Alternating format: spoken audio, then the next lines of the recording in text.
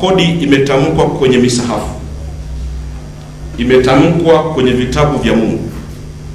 Biblia imetamka. Nimemsikia hapa kiongozi wetu akituombea akizungumza kwamba mwinjilisti Luka alibainisha kwamba ya Kaisari apewe Kaisari na ya Mungu apewe Mungu, na hayo ya Kaisari yalikuwa akizungumzwa mambo ya kodi.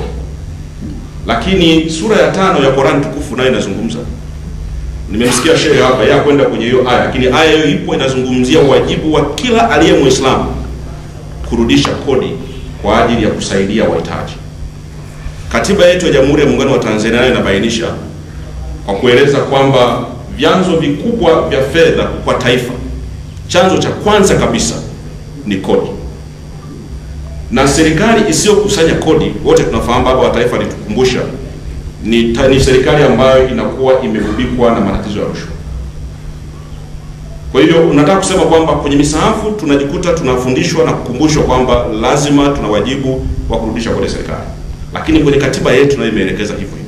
Tafsiri yake ni kwamba endapo atatokea mtu mmoja wetu akawa ni mkengeufu, akawa harudishi kodi stahiki ya serikali, maana yake anavunja misingi ya taifa letu, anavunja katiba. Na misingi mikubwa ya kukusanya kodi ni sheria. Ibara ya 138, ibara ndogo ya kwanza ya katiba ya Jamhuri ya Muungano wa Tanzania inaeleza kwamba hakuna kodi itakayokusanywa na serikali kama hakuna sheria yake. Kwa maneno mengine, kodi ni sheria.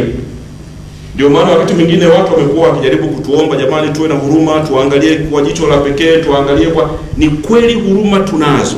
Nataka nihakikishe kabisa tu huruma kama mamlaka tunazo, kama wanadamu tunazo, lakini tunafungwa na misingi ya sheria.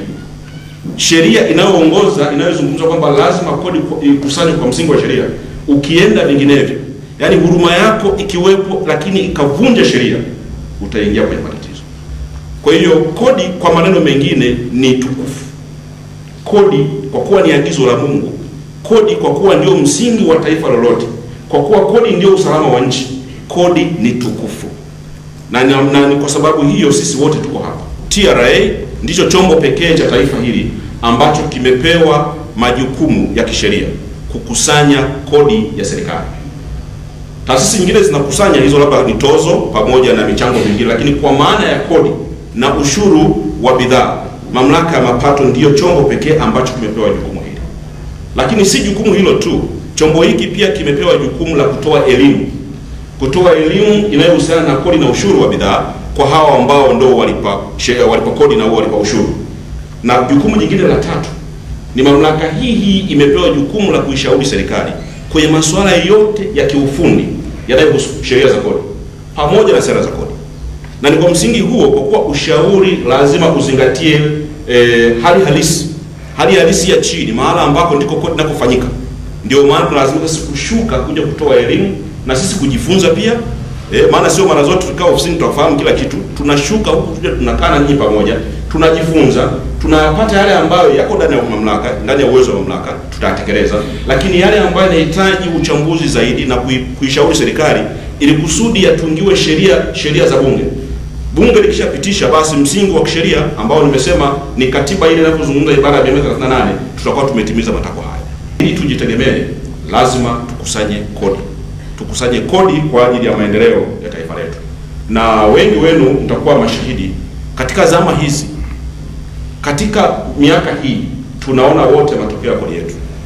Tunaona kabisa kwamba kama kuna miundombinu, tunaona miundombinu inajengwa, lakini kama ni huduma za kiafya zinatolewa, kama ni huduma za maji, kama ni huduma za elimu, hiyo yote ni kodi yetu. Hata kama wapo wengine wanatuchangia kwa masharti nafuu kupitia mikopo, lakini kiasi kikubwa ni makusanyo ambayo sisi tunachangia kidogo kidogo ili kwamba hazina ya serikali isiweze kutindikiwa, mara zote kuwepo na chakula cha kutosha.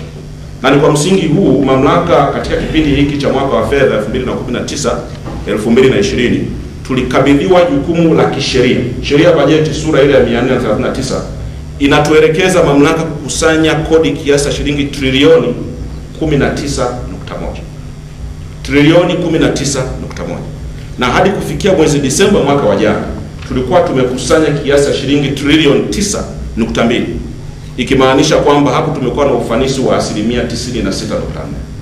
Kwa hiyo utaona kwamba hatujafikia lengo bado. Pamoja na kwamba tumefanya vizuri kwa maana ya kwamba lengo tulokuwa nalo mwaka huu ukilinganisha lengo la mwaka uliopita, lengo la mwaka huu limekuwa ni kubwa zaidi.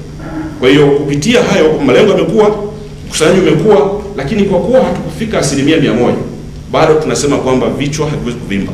Bado tuna safari ya kuweza kufanya vizuri zaidi hapo ambapo tumeweza kufanya.